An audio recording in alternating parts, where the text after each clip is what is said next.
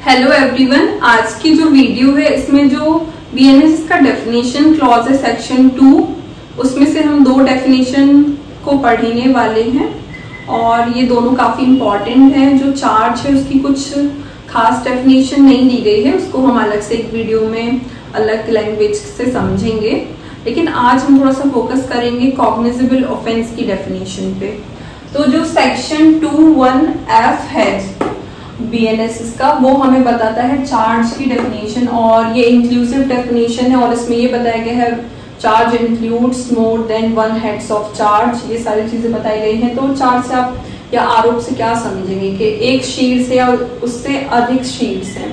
तो इसमें बेसिकली अगर हम सिंपल शब्दों में कहें तो ये बात बताई गई है कि चार्ज ऐसे फ्रेम होता है कि कोई पर्सन है, उसने कोई ऑफेंस कर दिया है, किसी के साथ चोरी की, उसके साथ सब छोटे मोटे गाली गलोच ये सारे कर दी, तो छोटे मोटे और भी सेक्शन लग जाते हैं, बहुत सारे सेक्शन लग जाते हैं, ये धारा लग गई तो वो चीज हम बोल सकते हैं चार्ज के अंदर आ जाएगी। और उसके बाद जो सेक्शन 2(1)(g) है वो है कॉग्निजेबल ऑफेंस से रिलेटेड। यहाँ पे कॉग्निजेबल ऑफेंस के बारे में बताया गया है 2(1)(g) में।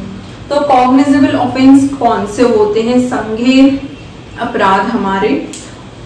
तो कॉग्निजेबल ऑफेंस की डेफिनेशन यहाँ पे बताई गई है कि कॉग्निजेबल ऑफेंस वो ऑफेंस होते हैं या कॉग्निजेबल केस जो होते हैं वो केस होते हैं जिनमें किसी पुलिस ऑफिसर, डायरेक्ट उठा के देखेंगे तो ये मेन वर्ड है, पुलिस ऑफिसर को पावर दी जाती है may in accordance with first schedule. तो बीएनएस का जो फर्स्ट शेड्यूल है उसके अंदर रहते रहते या फिर कोई और विधि है, कोई और अदर लॉ है, उसमें बताया गया है कि पुलिस को ये पावर है कि वो अरेस्ट कर सकती है विथआउट वारंट। ये बहुत इंपॉर्टेंट टर्म है कि पुलिस ऑफिसर को क्या पावर दी जाती है?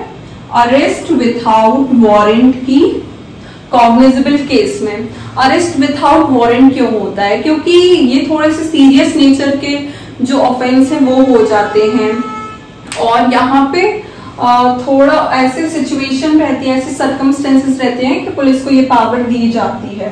ये हमारी कॉग्निजेबल ऑफेंस या कॉग्निजेबल केस के केसेस में ऐसे होता है कि पुलिस ऑफिसर को पावर दी जाती है। और ये पावर कहाँ से दी जाती है? फर्स्ट शेड्यूल बीएनएस के या एनी अदर लॉ है for the time being in force. जो वो टाइम है उसमें वो विधि प्रवर्त है कि वहां पे ये लिखा गया है कि पुलिस ऑफिसर को इस ऑफेंस में पावर दी जाती है अरेस्ट करने की विथआउट वारंट। तो ये सारा हमारा 2(1)(g) में बताया गया है। Thank you.